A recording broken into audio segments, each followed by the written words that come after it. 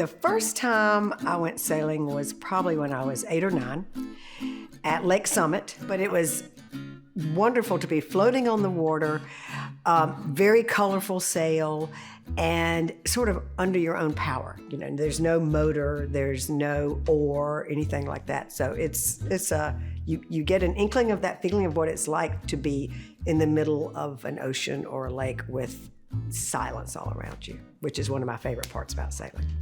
And so I went to Seafarer, and Seafarer was very spread out, very flat. The water stretches everywhere. So it was not just, it was a cultural change. At Seafarer, you had to do land activities, and then you did sea activities. They call them sea activities. Everything thrilling was on the water. It was not playing in the water. It was getting out and doing. You did something on the water. And of course, sailboats meant you were so often alone. And in a camp of 500 girls, that's a real, you're often looking for that, you know? You begin to feel like more of you belong to the club, because you can use the correct names, the correct terminology. And so when a counselor would say, you know, move to the starboard, move to the port, you knew what they were talking about.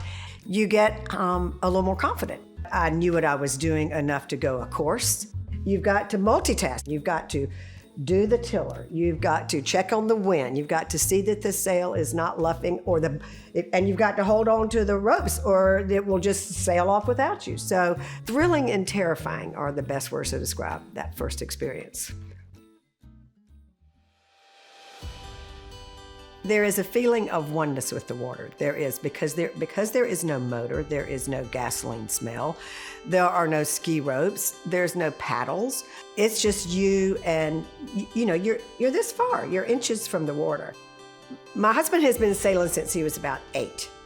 I spent a summer at Seafarer, so there's a large learning gap between those two things. But he's very patient, and he always says, would you like to come for a sail? Because it takes him about an hour and a half to rig the boat.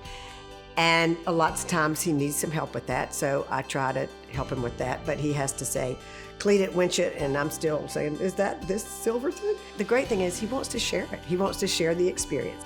Right now it is nothing but a pleasurable experience that is optional, right?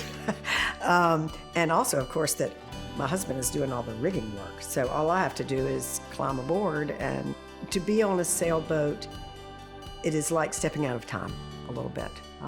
You certainly don't have on a watch. Mine isn't waterproof, so you're not tethered. You're just not tethered to rules or requirements or obligations, and you're really not tethered to land. We have friends here, we have children here. It's always who wants to go for a sail.